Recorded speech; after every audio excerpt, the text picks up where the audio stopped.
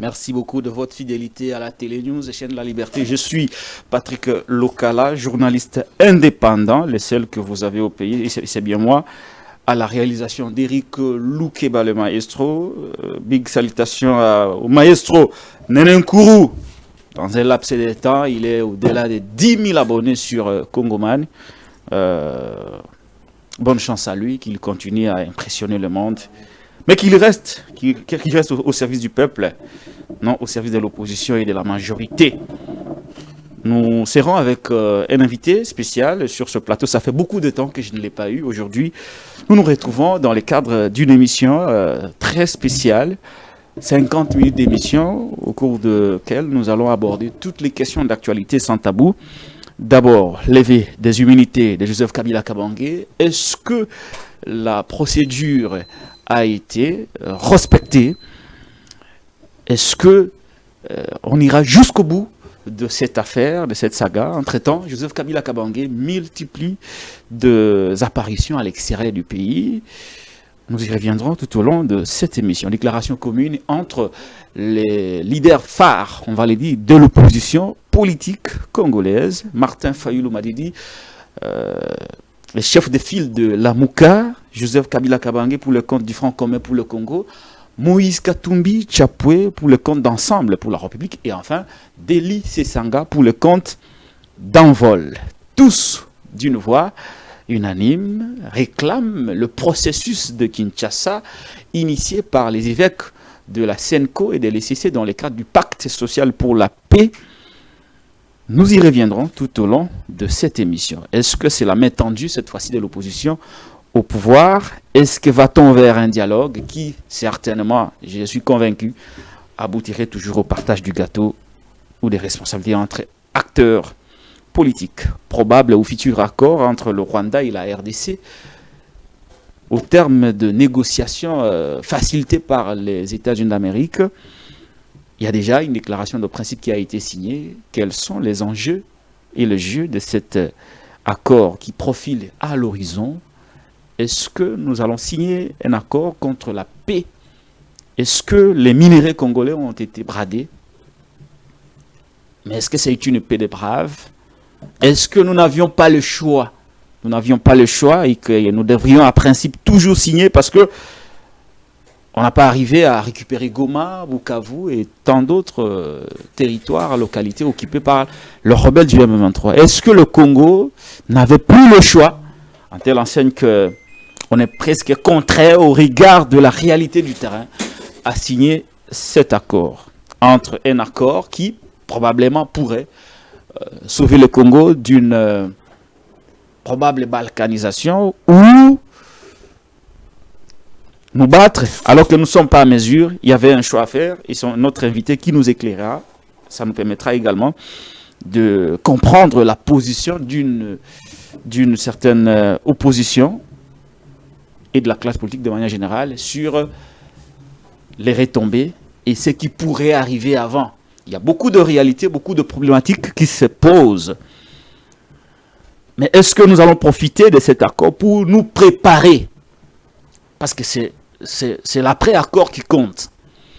Lorsqu'on sait que le Rwanda n'est pas respectueux des engagements, n'est pas respectueux de la signature, est-ce que nous serons en mesure de nous préparer pour que, au cas où le Rwanda ne respectait pas sa signature, nous serons en mesure de répliquer pour faire prévaloir ce qui est de droit. Voici pour vous Alain Bolodjoa Ibola sur notre plateau.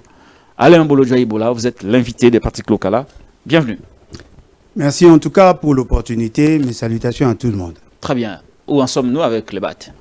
Nous nous battons. Vous battez, vous avez déjà obtenu l'agrément? Nous attendons. Vous attendez. Vous attendez. Pourquoi ça bloque? Bon, nous sommes en politique. Il y a plusieurs variables. Nous nous organisons justement pour que cet objectif soit atteint.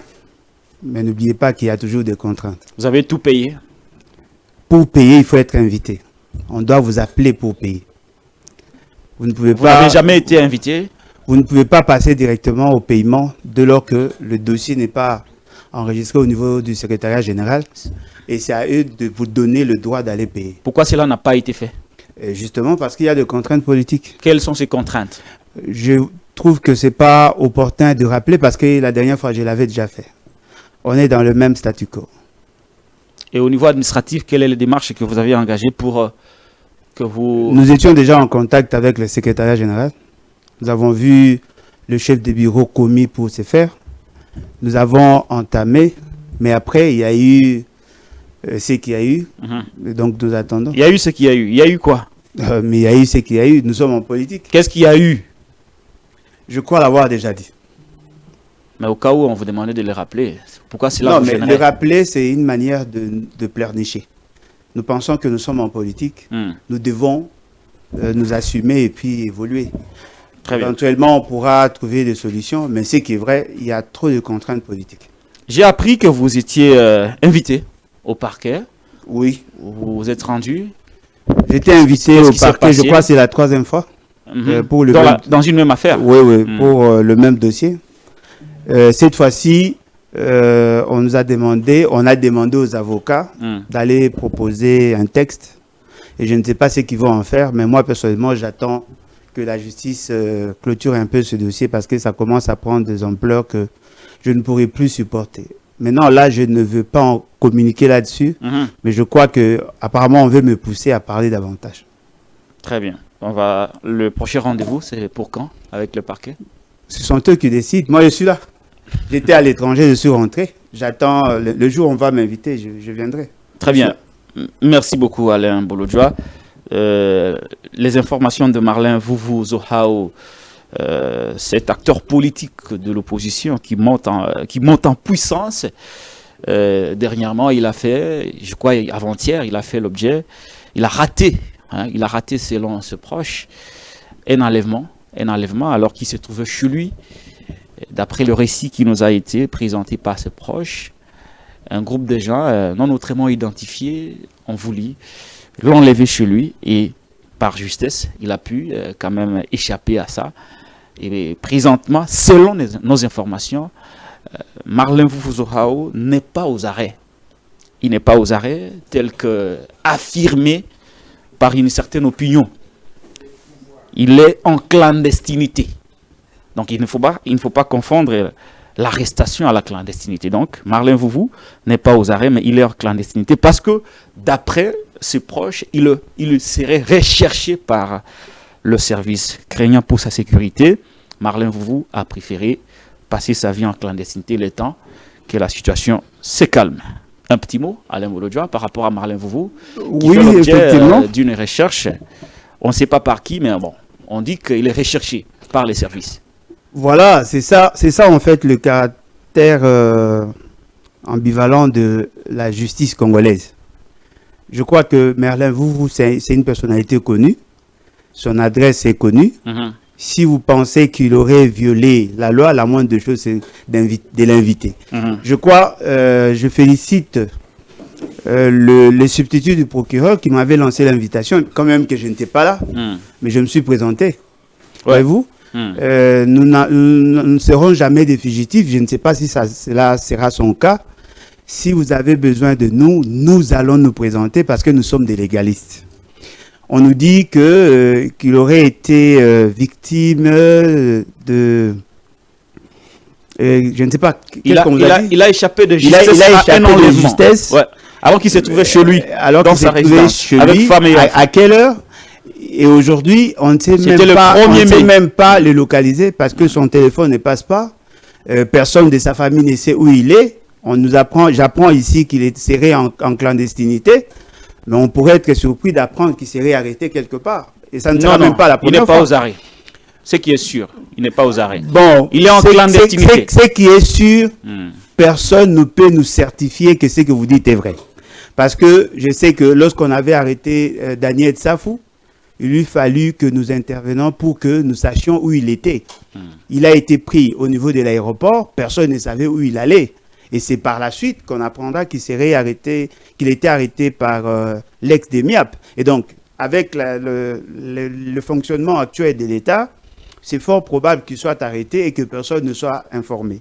Mais si nous nous référons aux dispositions pertinentes de la Constitution, en réalité, lorsque vous arrêtez quelqu'un, vous lui donnez la possibilité, n'est-ce pas, d'entrer en contact avec sa famille. Mais lui n'est pas aux arrêts. Avec les avocats. Merci pour la certitude. Ouais, je peux vous certifier que Marlin Foufou n'est pas aux arrêts. Il est en clandestinité. Je peux vous le confirmer. Ou sinon, il est arrêté clandestinement.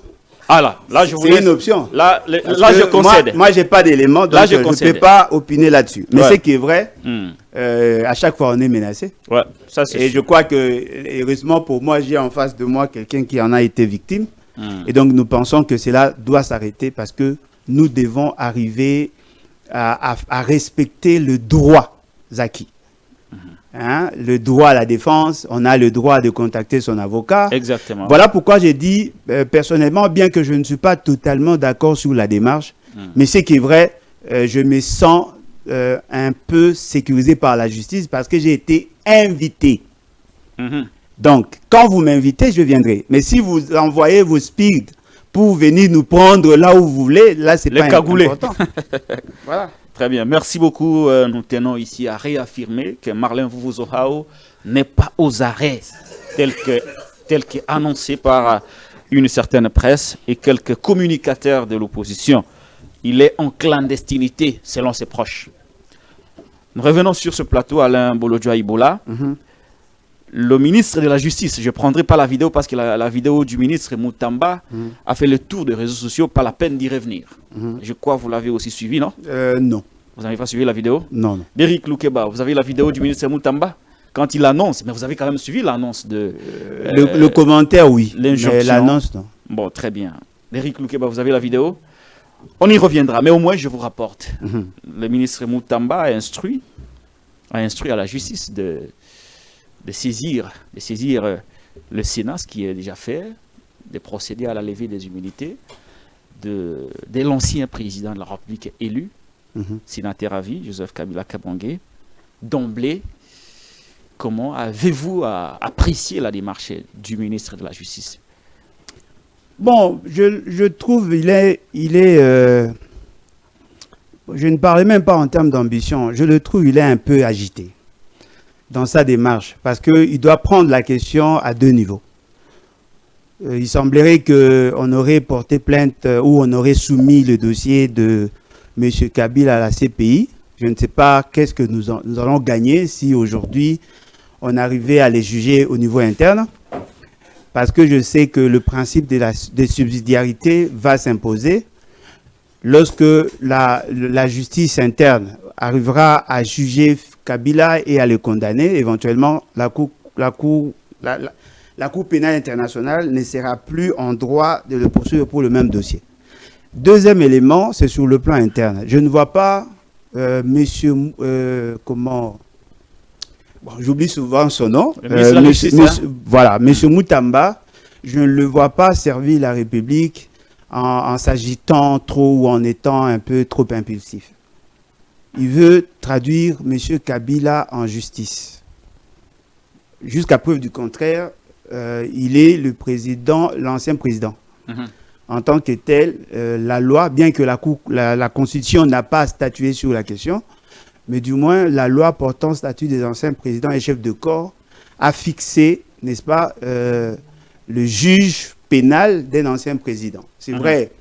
Il peut être poursuivi pour le fait qu'il a posé après la fin de son mandat par la Cour constitutionnelle. Et cette loi voudrait assez qu'on arrive à convaincre 2/3, n'est-ce pas, de membres constituant le Congrès. C'est-à-dire l'Assemblée nationale et le Sénat réunis en Congrès est la seule instance à même de lever les immunités, de décider sur la mise en accusation. Je ne voulais même pas parler des immunités, de décider sur la mise en accusation de l'ancien président. Alors, je me pose la question, d'où tire-t-il ces pouvoirs-là de décider sur Kabila? Parce que dans le fractionnement de compétences, je ne vois pas un ministre en charge de la justice avoir le pouvoir de décider sur le sort de M. Kabila. s'il a des éléments, s'ils auraient des éléments comme ils les prétendent, ils doivent saisir le juge de la Cour constitutionnelle qui a compétence de traiter sur tous les cas liés à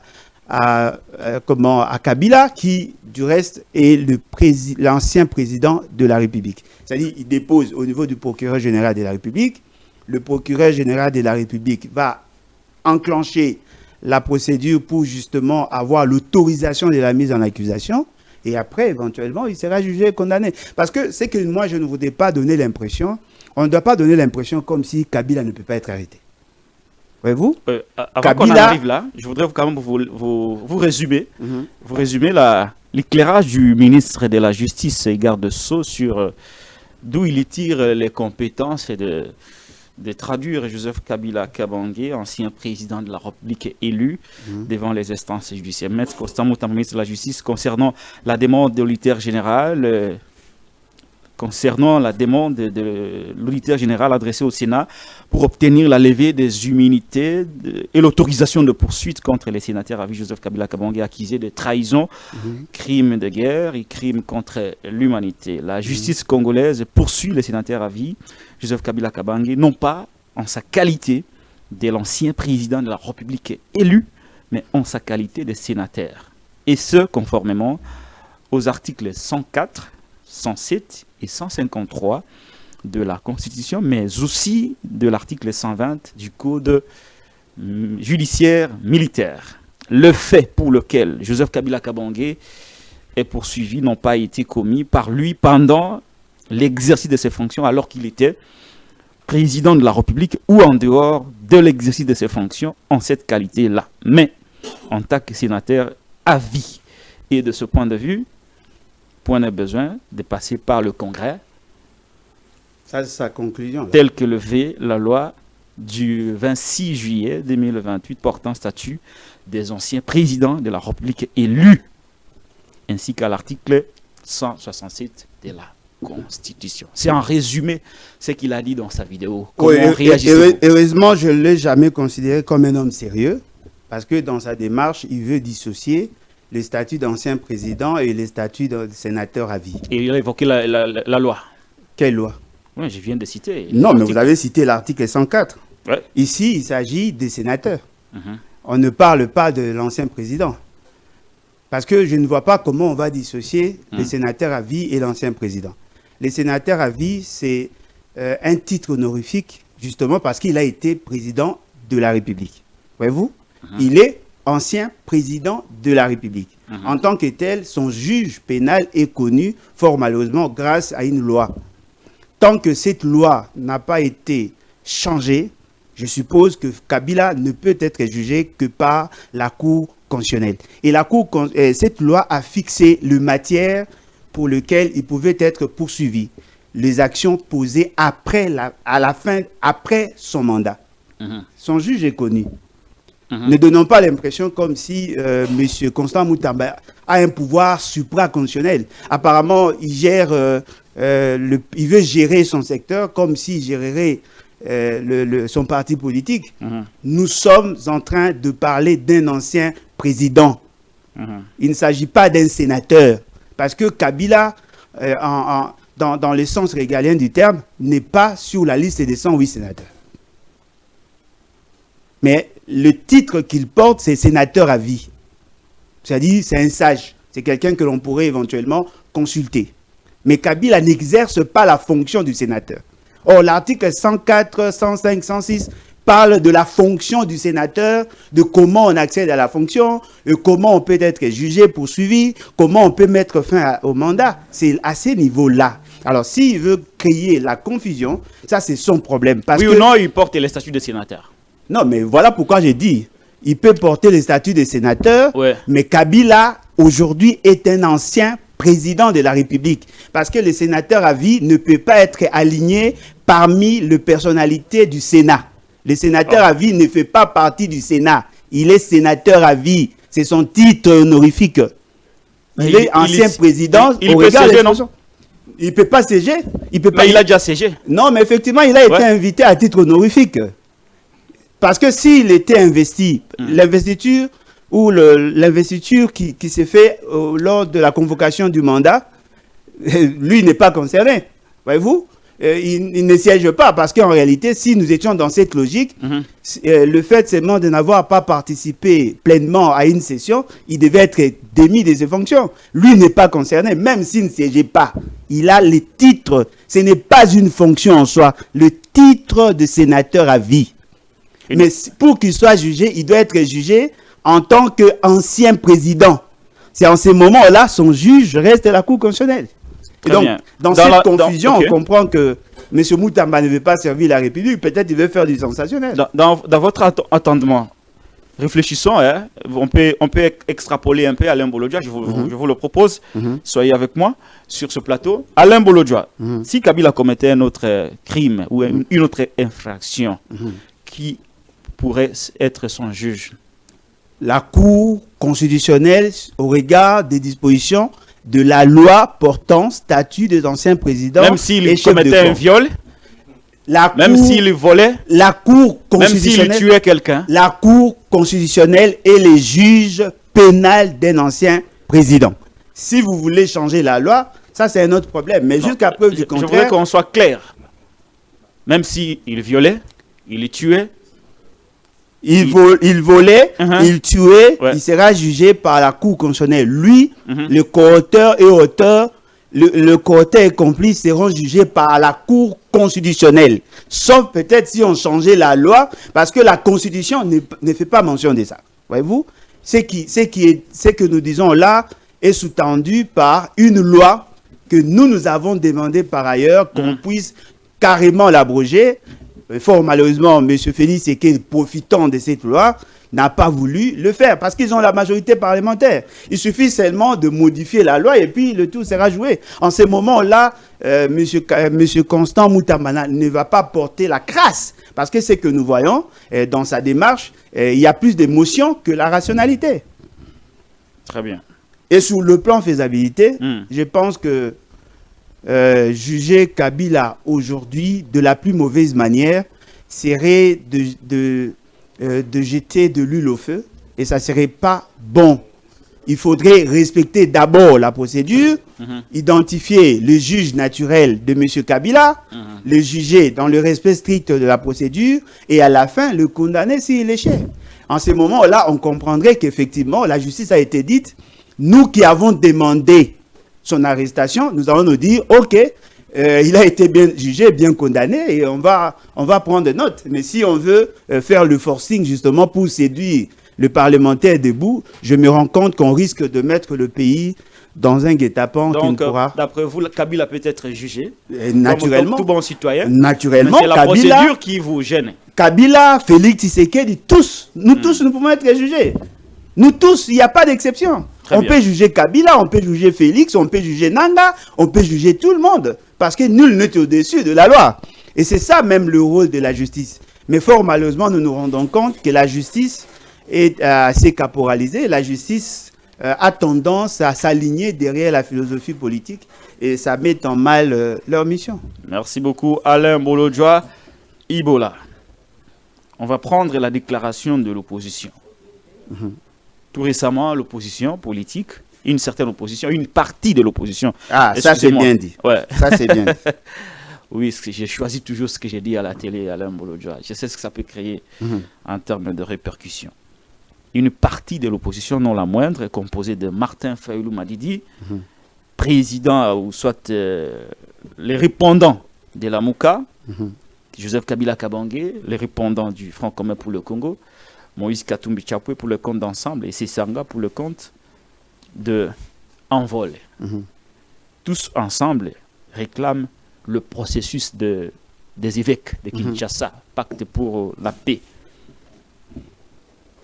Est-ce que vous pensez que c'est réaliste, ces démarches, qui visiblement on vous a mis à l'écart Non.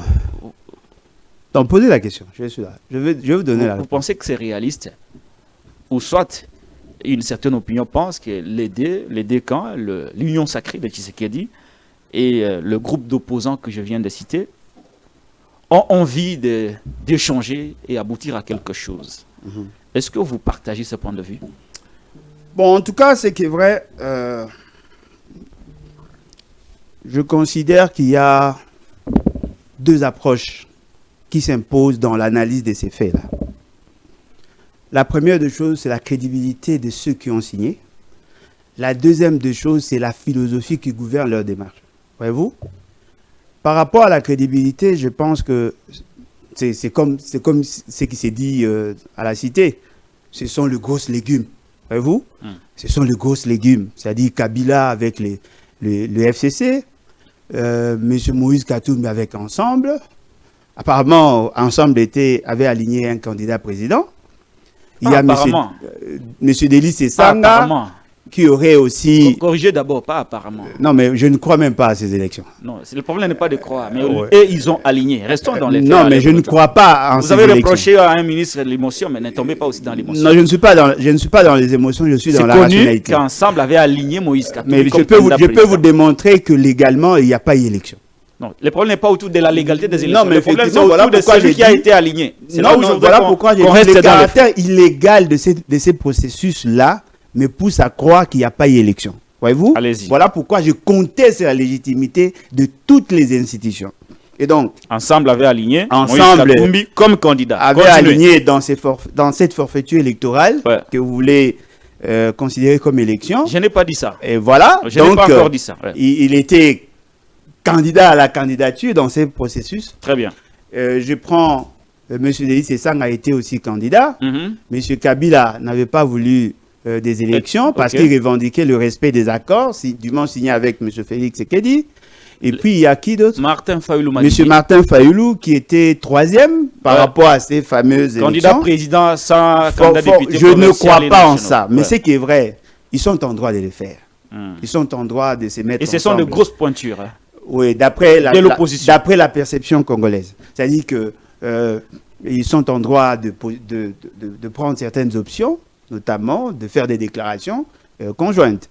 Mais ce qui est vrai, moi personnellement, je m'inscrirai toujours en faux dans ces démarches tendant à imposer à Martin Fayoulou la cohabitation politique avec Kabila. Personne ne lui a imposé, il a signé de son propre chef. Non, mais apparemment, il y a une décision qui est prise quelque part. Parce que je ne comprends pas comment... Non, personne n'a imposé. Non, mais peut-être vous n'avez pas l'information. Ne le faites pas passer pour un simple politicien. Il a signé de lui-même. Non, mais il peut signer de lui-même, mais je ne vois pas comment tout calcul politique... J'ai du mal à concevoir que Martin Fayoulou a été forcé à signer. Il a signé de son propre chef. Non, mais peut-être qu'il a été poussé à signer. C'est ce que j'ai dit. Ouais. Ah, voilà. Donc, je considère que ce sont des erreurs de calcul politique parce que, en réalité, le combat... Vous ne devrez pas signer? Non, je pense humblement que le combat de Martin Fayoulou devrait résider sur le non-respect du processus électoral de 2018. Parce que tout ce que nous subissons aujourd'hui résulte de cette réalité. Si aujourd'hui Nanga revendique le non-respect des accords, aujourd'hui Kabila considère que Félix Tshisekedi n'a pas respecté les accords, la deuxième victime de ce que eux revendiquent, c'est Martin Fayoulou. Parce que Martin Fayoulou a été désigné par la population, Kabila s'est décidé de faire de Félix Tshisekedi président, et c'est Nanga qui a été instrumentalisé justement pour rendre effective cette forfaiture électorale. Et donc, je pense que si nous voulons être logiques avec nous-mêmes, Félix et Kabila et Fayoulou ne peuvent pas coexister et revendiquer sur des éventuelles élections ou par rapport aux conséquences de ces fameuses élections-là. Ça, c'est mon point de vue. Je sais que je ne serai pas compris, mais l'essentiel, c'est ce que j'ai dit. Kabila est là. Quelle est la revendication de Kabila par rapport à ce qu'il y a? Félix Tshisekedi doit rester... Non, la tyrannie, ça, ce sont des conséquences, collatérales. Kabila considère que Félix Tshisekedi n'ayant pas respecté leurs accords, il est en train de faire pression justement pour recouvrer ses droits. C'est ça sa démarche. Recouvrer les droits, ça veut dire quoi? C'est-à-dire qu'il avait une majorité, on a fait basculer sa majorité, et Félix Tshisekedi ne veut pas respecter ses accords parce qu'il était là pour chauffer la chaise. Aujourd'hui, Félix Tshisekedi veut se camponner au pouvoir en ne respectant pas ceux qui se sont convenus. Et donc, je me rends compte... Ça, c'est Kabila. Mais c'est ce qu'il dit chaque fois. C'est ce qu'ils vous disent. je me rends compte qu'aujourd'hui, la deuxième victime veut s'arc-bouter sur la démarche de Kabila. Alors qu'en réalité, si Kabila arrivait aujourd'hui à recouvrer ses droits, ça va confirmer la crise de 2019. Et donc, dans cette logique-là, moi, je pense que... Vous voyez Martin Fayulu comme les perdants de cette, cette nouvelle cohabitation deuxième perdant. L'opposition. Il y a un autre élément que l'on doit soulever. Vous savez que Kabila mourait de sa belle mort avec son fameux PPRD et le FCC. La première personne qui a ressuscité le PPRD-FCC, c'est M. Félix Tshisekedi. Parce que c'est M. Félix Tshisekedi qui a accepté, n'est-ce pas, de dealer avec Kabila pour que Kabila ait cette fameuse majorité qui a été constituée. Mais après les élections, après le divorce, entre guillemets, entre Kabila et Félix Tshisekedi, mais Kabila, dans l'opinion, ne représentait plus grand-chose. Mais qu'est-ce qui s'est passé? Le fait seulement que Martin Fayulu a accepté de créer, comment ils ont appelé, bloc patriotique avec Kabila, les gens commençaient petit à petit à parler de Kabila. Il y a même eu plusieurs déclarations communes avec ils ont eu à faire plusieurs déclarations. Ils ont eu à organiser une marche où Fayulu n'était pas là. Et c'est Chadari qui a volé la vedette. De Chadari à l'époque, et donc... il a volé la vedette. Martin a dit qu'il avait pardonné, accordé son pardon. Non, mais le pardon ne suffit pas. Parce qu'il n'est pas... Dans les cas du pardon, il n'a pas été la seule... Il a créé le bloc patriotique. Non, mais est-ce que vous pouvez vous imaginer qu'on peut pardonner quelqu'un sans nécessairement être... renouer l'amour. Quand on pardonne, on efface les tableaux. On efface les tableaux par rapport aux faits, mais ça ne crée pas nécessairement la confiance. Parce que dans ce que nous constatons, M. Kabila a eu la possibilité de renaître politiquement, justement parce qu'il a été embrassé par certains opposants. Notamment Martin Fayulu. Ce qui fait qu'aujourd'hui, il se sent fort parce qu'il y a certaines personnes qui disent Kabila zonga, zonga, zonga. Et cela crée un environnement propice pour lui. Et donc, je constate que cette option-là n'est pas la bonne. Mais par rapport au fond, ce qui est vrai. Il vise à obtenir un dialogue ce qui est vrai, sous l'égide de la SENCO et de l'ICC. Ce qui est vrai. Est-ce que ça peut aboutir? Le dialogue, c'est un impératif. Le dialogue, c'est un impératif. Il faudrait arriver à harmoniser. Et d'ailleurs, si vous lisez très bien l'esprit de la Constitution, nous avons opté pour une démocratie consensuelle. Le Constitution a voulu assez que, même si vous avez la majorité, tenez compte de la minorité et même de l'opposition non institutionnelle. Voyez-vous? Voilà pourquoi on a voulu cristalliser cette volonté dans la Constitution en optant pour des options telles que le système proportionnel. C'est justement pour donner la possibilité à la minorité d'avoir droit à la parole. Et tous ces éléments-là concourent à cette démocratie consensuelle. Est-ce que vous croyez à l'aboutissement de... C'est que moi, est-ce qu'ils vont obtenir gain de cause? Non, c'est fort probable. C'est fort probable, d'autant plus que dans leur démarche, ils voudraient assez que la communauté internationale, c'est ce que j'ai compris, la communauté internationale intervienne pour imposer aux partis ces fameux dialogues. Sous l'égide de la SENCO et l'ICC. Non, mais effectivement, parce que la SENCO et l'ICC sont les deux institutions qui ont plus de crédibilité que tout le monde réuni. Voyez-vous? Ce sont les deux institutions qui ont la confiance de la majorité des Congolais, y compris moi.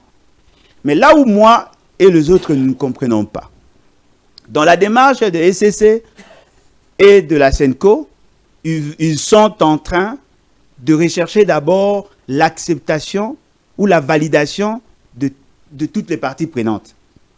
Ils ont eu à voir M. Félix Tshisekedi, ils ont vu les représentants des Kabila, ils nous ont vus, ils ont vu la société civile, ils sont allés au-delà.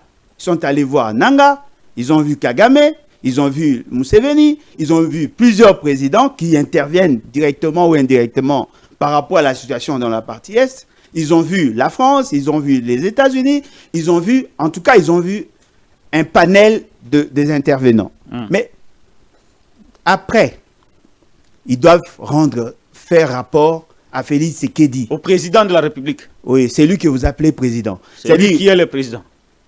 Vous l'appelez président, n'est-ce pas? C'est lui qui est le président. Mais vous l'appelez président? C'est lui qui est le président. Bon, je l'apprends alors. Merci. Merci pour l'information.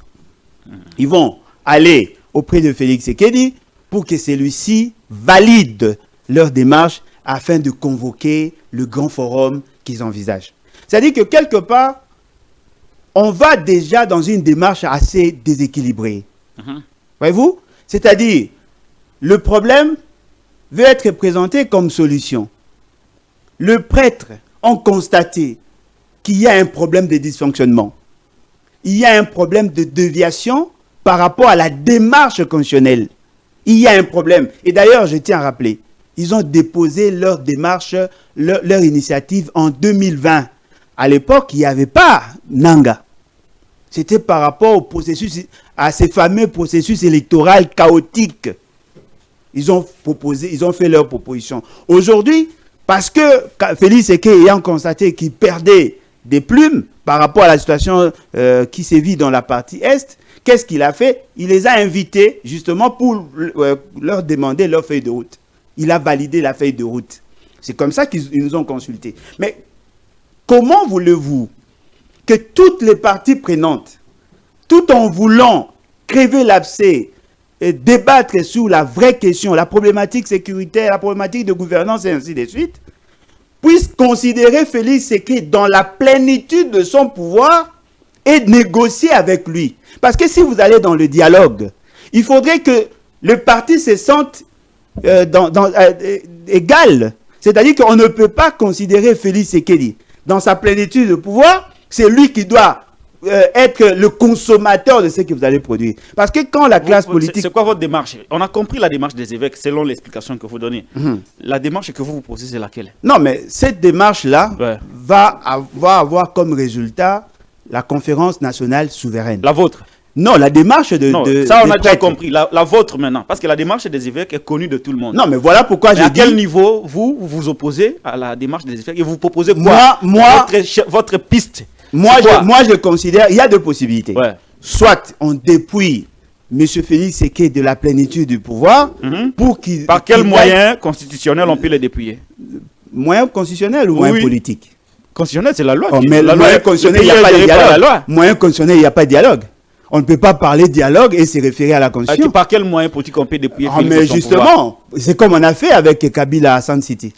À Sand City, on a dépouillé mais il était resté comme président. Non, mais voilà pourquoi je vous dis, il est resté président dans la fonctionnalité de l'État, mais par rapport au dialogue, il n'était pas président. Et la réalité n'est pas la même avec celle de Sand City aujourd'hui. Ah bon? Elle n'est plus la même. Donc vous voulez nous pousser à soutenir les rebelles alors? Je n'ai pas dit qu'il faut soutenir les rebelles. Voilà pourquoi j'ai dit... La comparaison que vous faites n'a pas lieu d'être tenue parce que la réalité ne ressemble pas à celle de Sand City. Ah bon, et pourquoi? Mais à l'époque, le pays était divisé en 4. Oui, mais maintenant c'est divisé en combien? C'est juste une partie qui est occupée. Mais avant c'était la totalité. À des proportions différentes. Ce n'est pas la même chose à l'Imbolo.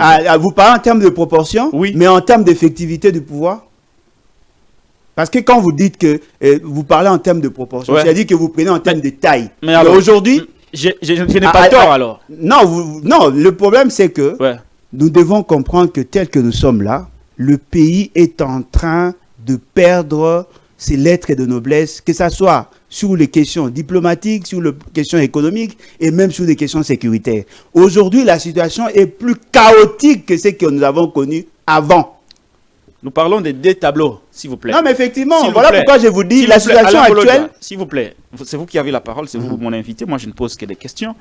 Vous évoquez la situation de Sand City et vous prétendez que c'est là la voie idéale pour que nous arrivions à un dialogue. Non, je ne l'ai pas dit. Tout le monde, d'accord. Vous allez prendre la parole. Non, je ne l'ai pas dit. S'il vous plaît, vous prendrez la parole. Et moi, je vous dis que la réalité n'est pas la même. Parce qu'à l'époque, nous avions un pays presque divisé en 4, avec plusieurs rébellions.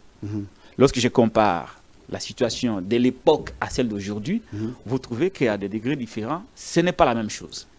Non, mais donc, vous parlez en termes de superficie. Je conclue en disant que votre démarche ne me semble pas la voie idéale, d'autant plus que la comparaison que vous faites ne tient pas. Non, mais moi je vous parlais en termes de scénario. Je ne vous ai pas dit que c'était ça mon option. C'est-à-dire que... Moi, j'ai demandé votre option. Non, mais effectivement, mais je vous dis, il y a deux postulats. Le postulat de ces fameux dialogues avec Félix Sékédi. Si vous voulez aller en dialogue avec Félix Sékédi, il doit être dépouillé de son pouvoir politique. pour faire ce qui s'était passé à Sun City.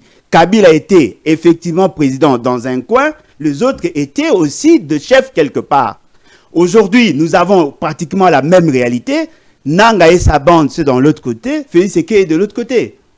Mais la similitude réside à quel niveau?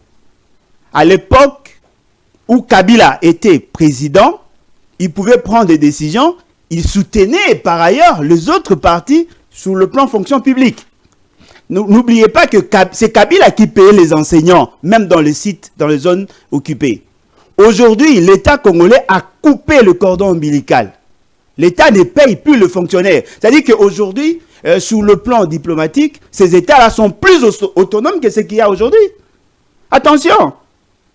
Et par rapport à la configuration internationale, à l'époque, le pays qui soutenait l'État était divisé en deux. Mais aujourd'hui, nous nous sentons que Félix Sekei n'a pas d'accompagnateur. Aucun pays ne l'accompagne. Mais à l'époque, Kabila a été soutenu par d'autres pays africains. C'est-à-dire que le Congo aujourd'hui étant isolé, aujourd'hui c'est plus facile à Nanga de renverser le pouvoir que les autres à l'époque de Bemba. Donc au regard de cette réalité, il faudrait que M. Félix Sekei soit dépouillé de son pouvoir politique. Second postulant. Deuxième option, c'est de le mettre hors d'état de nuire. Lui, Nanga et Kabila. Et je crois que c'est ça notre tendance. Parce que je considère que on ne peut pas être solution. Une petite question de relance. Avec quel moyen on peut mettre Tshisekedi de côté, Nanga de côté, pour aller dans cette solution miracle que vous proposez? Ah, c'est une solution miracle. Avec quel moyen? Vous parlez de moyen en termes d'argent ou en termes de volonté? De tout. Le tout, c'est-à-dire? Le tout, c'est-à-dire moyens matériels, financiers, logistiques, ressources humaines. Mais je tiens à vous dire, Nanga de côté, et aller dans votre solution. Non, je tiens à vous dire, c'est une option idéale. Oui, mais je ne refuse pas. Mais alors, avec quel moyen voilà. Allons-nous arriver à la... Non, nous sommes en train d'analyser. De cette option. Non, mais le peuple.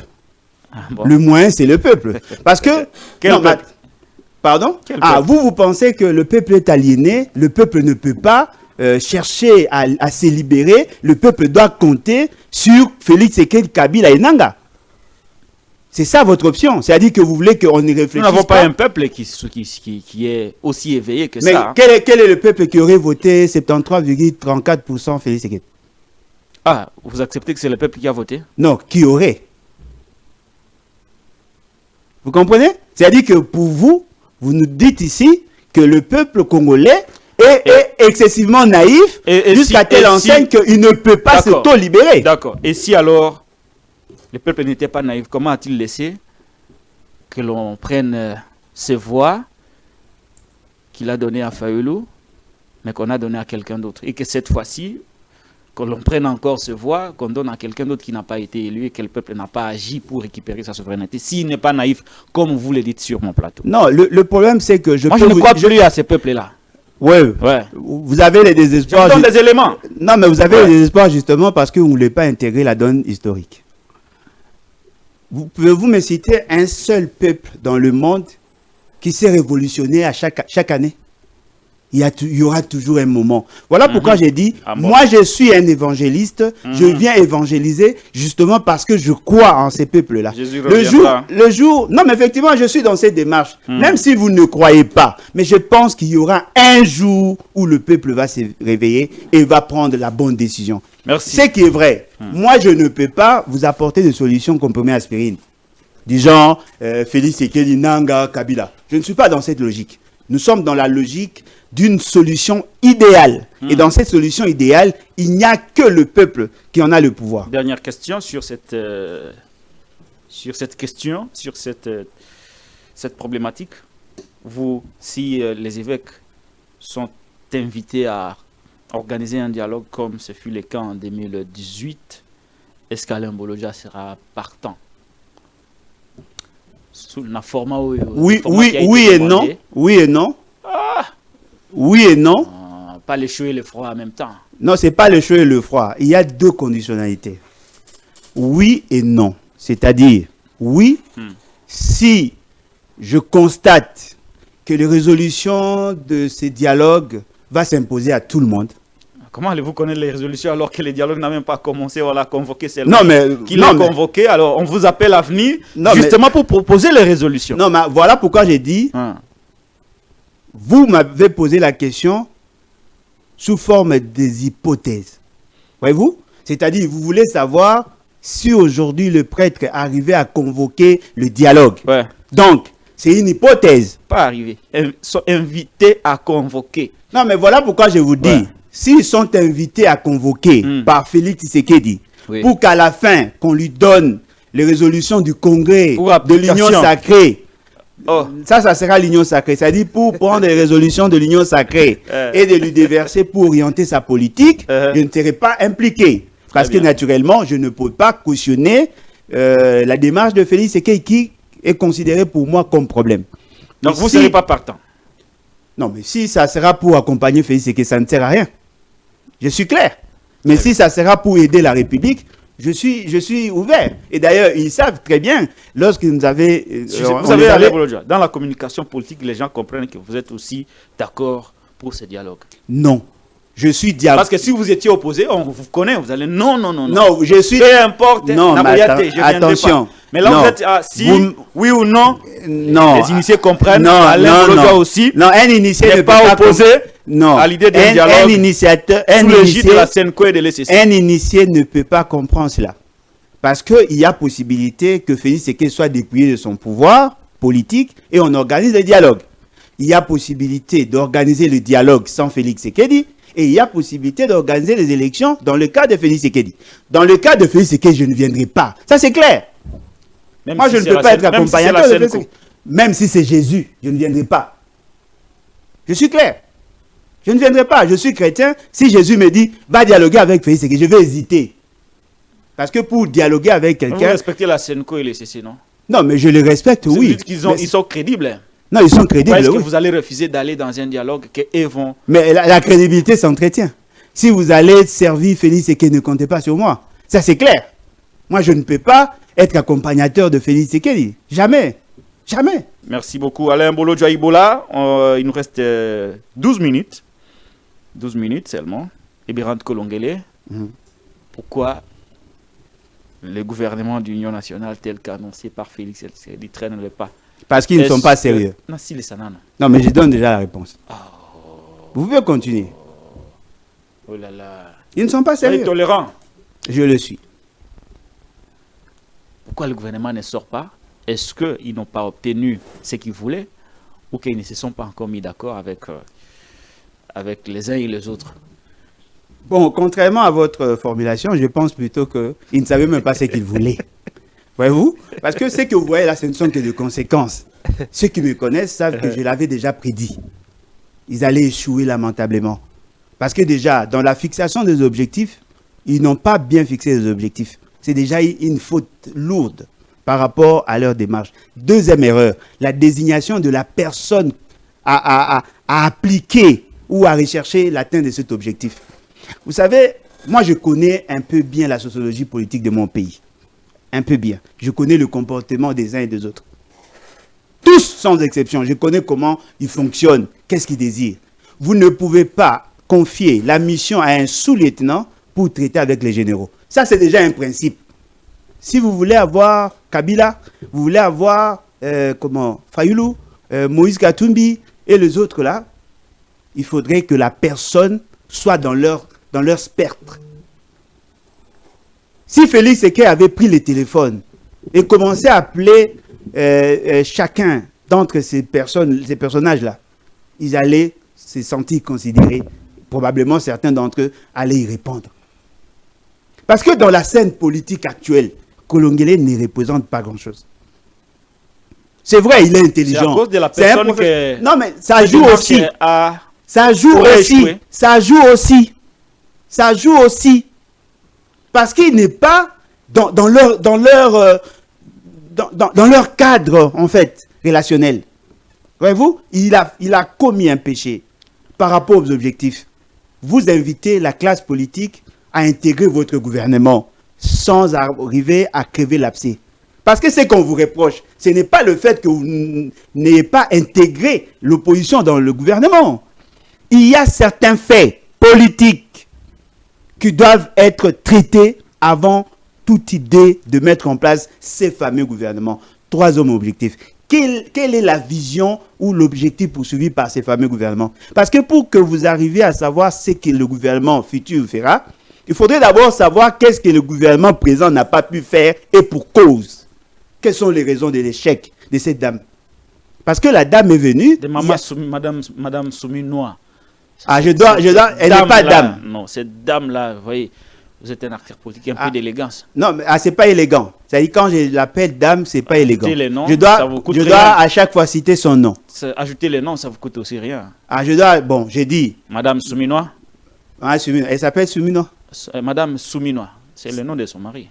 Ah, je dois l'appeler au nom de son mari. Non, pas, mais c'est ça, l'élégance. Non, mais l'ordonnance, la nommant, c'est écrit quoi? Bon, appelez-la par son nom quand même. Oui, mais quel est son nom? Donnez-moi le nom. Judith Toulouka Souminois. Ah, donc, Madame Toulouka. Très bien, Madame Souminois. Voilà. Toulouka Souminois. Voilà. Très bien. Comme j'ai son nom, je la cite en tant que telle. Madame Toulouka Souminois. Cette dame a été nommée pendant que nous étions dans une situation de guerre. Voyez-vous? Et donc, en réalité, elle devait arriver à orienter les actions pour mettre fin à la situation. Nous constatons qu'elle a lamentablement échoué sous tous les plans. Tous les plans. Même en termes de coordination des actions gouvernementales. Elle a lamentablement échoué. Alors, la grande question. La personne qui l'avait désignée, c'était fondé sur quoi pour qu'elle soit là? Vous comprenez? C'est-à-dire que le problème en réalité n'est pas le membre du gouvernement. Le problème, c'est l'incapacité de Félix Tshisekedi à orienter les choses et à se fixer des objectifs à court, moyen et long terme. Merci et donc, beaucoup. Même si on mettait aujourd'hui ces fameux gouvernements, parce que d'après ce qu'on nous a dit, ils nous ont consultés, ils sont venus nous chercher, nous tous. Vous? Tout le monde. Bon, moi et certains. À vous, ils ont dit quoi? Non, le gouvernement va sortir d'ici les 15, c'est-à-dire le mois. D'ici les 15, on va mettre le gouvernement. Et tout ça, l'argent, les postes, et tout ça. Non, mais comment pouvez-vous... On vous a proposé combien? Non, ça ne sera même pas intéressant. Non, comment voulez-vous... on vous a proposé? Déjà, les personnes qui ont été envoyées n'avaient pas la capacité de décider sur le montant. Et puis, deuxièmement, quand ils faisaient leurs incantations, je comprenais qu'ils n'étaient pas crédibles. Pas les personnes envoyées, mais les personnes qui les auraient envoyées. Parce que ce qui est vrai, vous ne pouvez pas commencer à me parler d'argent sans que l'on sache pourquoi on est en désaccord. Merci. Ne donnez pas l'impression comme si vous êtes ces gens d'hommes qui veulent draguer les femmes moyennant l'argent. Moi, je ne crois pas en vous.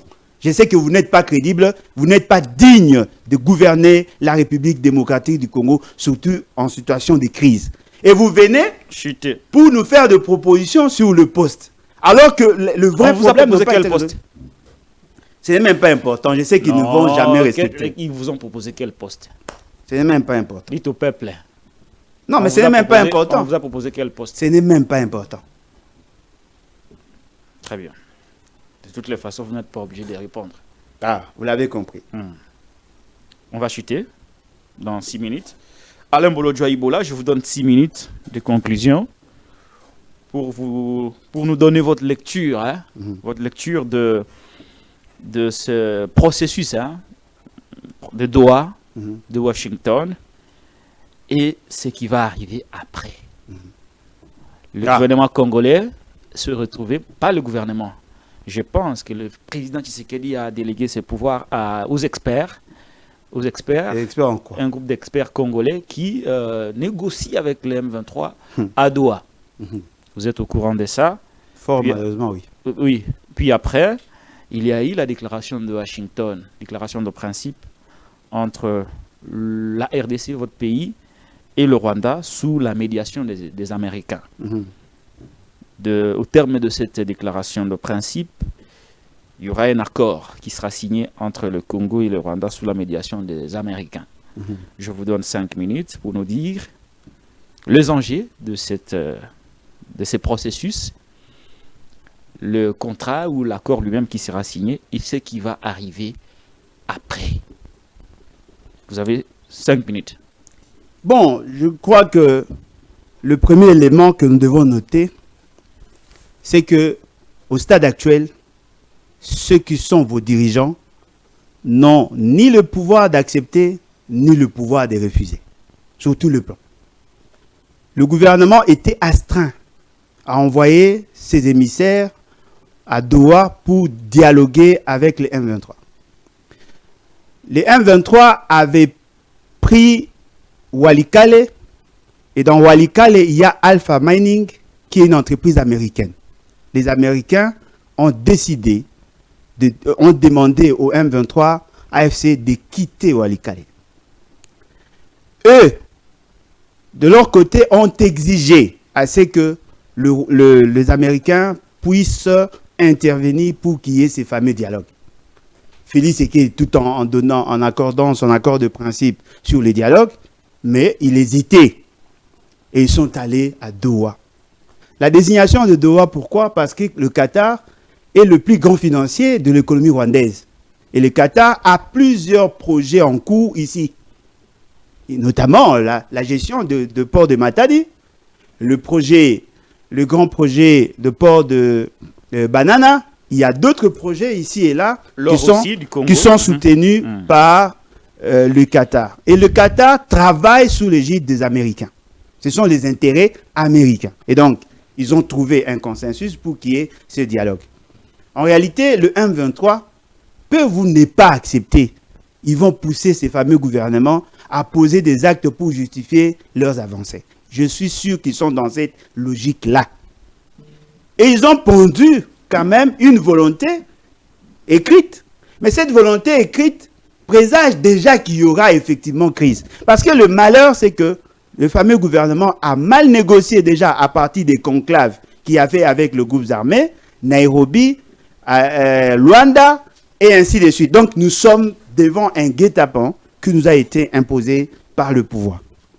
On a amené Félix Tshisekedi et son gouvernement au niveau des États-Unis pour signer un accord de principe, justement dans l'idée de signer un accord qui va aliéner notre souveraineté.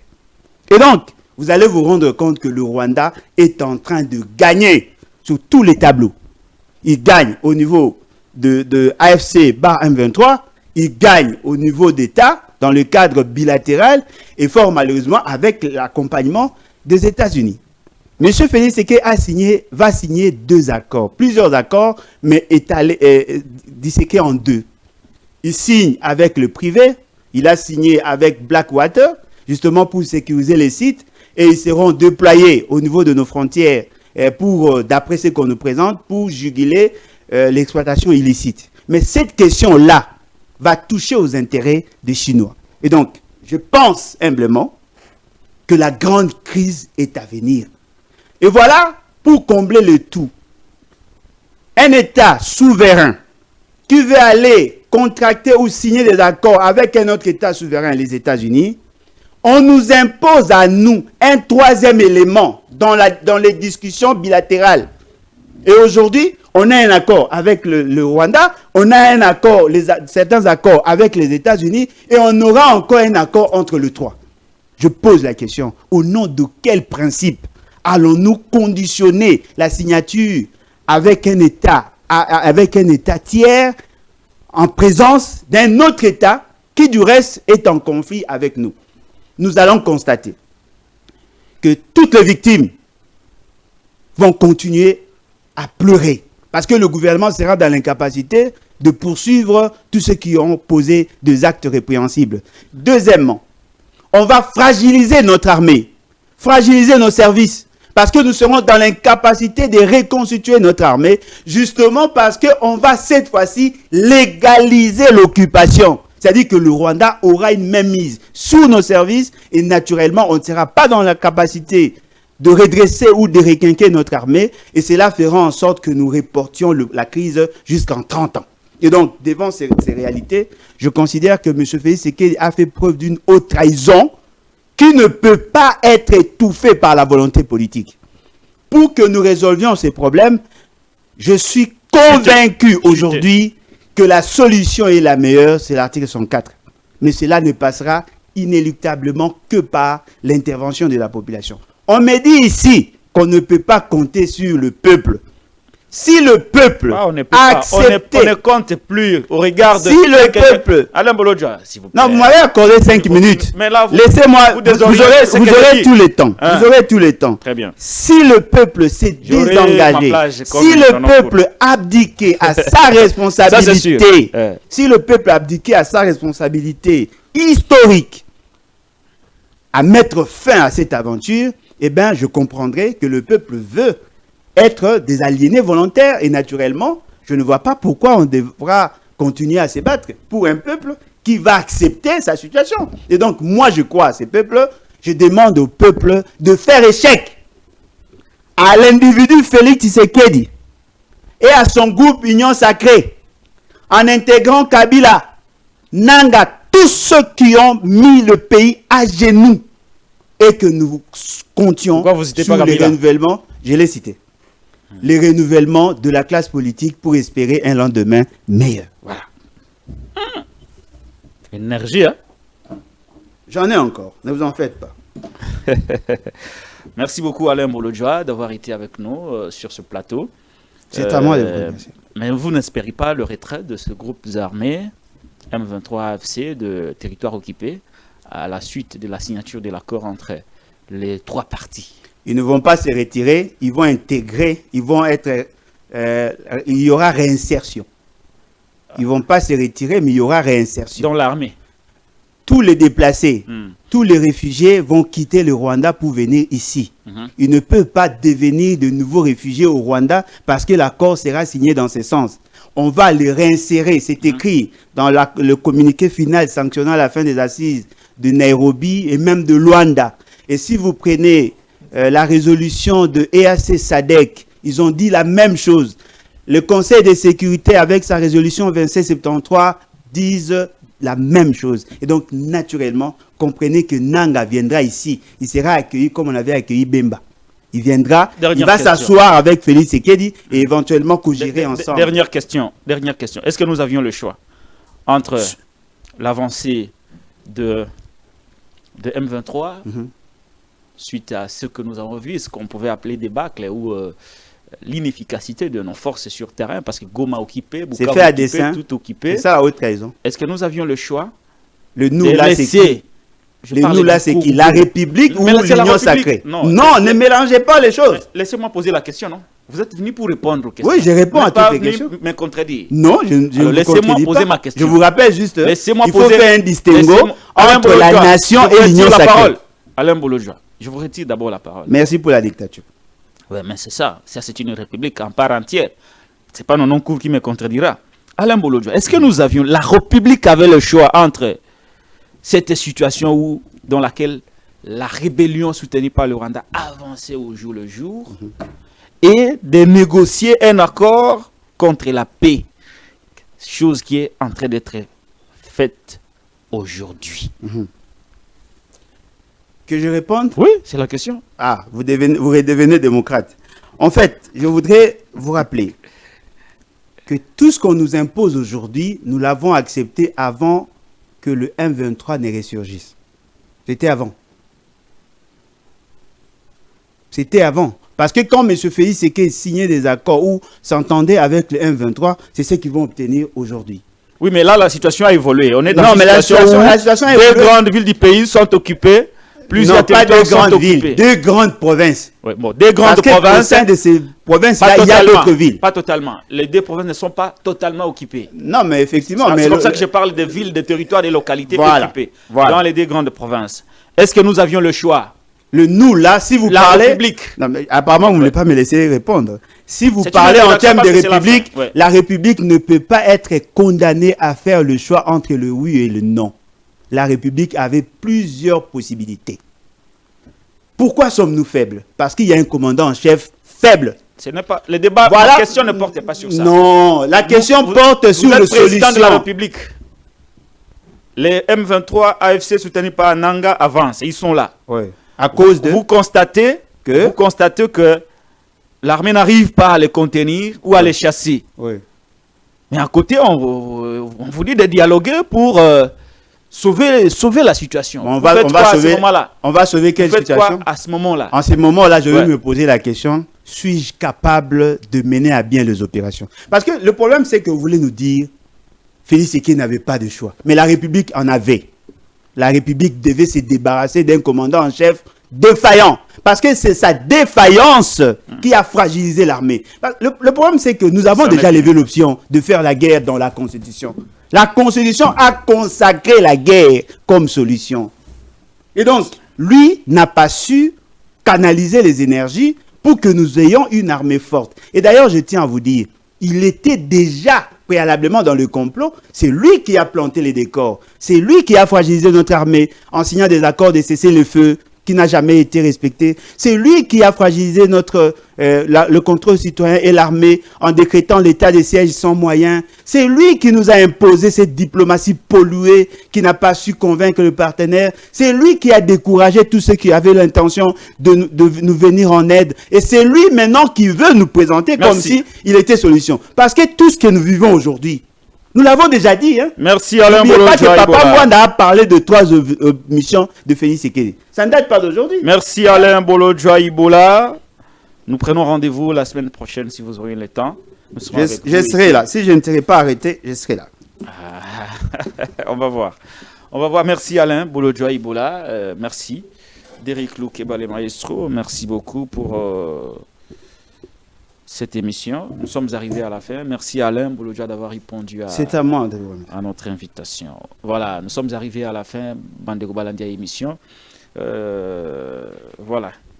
Il circule sur les réseaux sociaux une caricature politique contre le ministre des Finances, Doudou Fwamba Likunde Libotaï Le Pakibo, qui annonce que les fonctionnaires n'ont pas été payés, alors que quand on vérifie, toutes les banques qui s'occupent de la paye des fonctionnaires étaient déjà alimentées. Mais comme pour les déstabiliser, ces détracteurs ont monté une caricature politique pour manipuler l'opinion dans le but de les discréditer. Vous êtes sûr? Alors que les fonctionnaires savaient déjà que leur paye se trouvait déjà dans les banques. Entre-temps, le ministre des Finances a fait un passage aux États-Unis d'Amérique où il a positivement vendu le pays en termes d'exploits, en termes de réformes, surtout en ce qui concerne la lutte contre la corruption, qui est un gage pour les bons investissements. Et donc, il n'y a pas lieu aujourd'hui que l'on puisse déstabiliser un ministre qui est au service de la nation. Merci 5 mois d'impayement pour les ambassadeurs. Merci Derrick 5 mois pour cette émission. Merci à Nonon Kourou qui va continuer le travail. Merci à Alain Bolodja d'avoir répondu à notre invitation. C'est à moi. Bakotarana plage à Mopansangote. 5 mois impayés. Bakotarana plage à Mopansangote. Non, mais il faut qu'on dise la vérité. 5 mois impayés pour les ambassadeurs. La théorie. Bakotarana plage à Mopansangote. Tika plage les Gabongo. Merci à vous. Un petit coucou à Maître Nico Maengele qui sera avec nous la semaine prochaine. S'il ne fuit pas. Merci.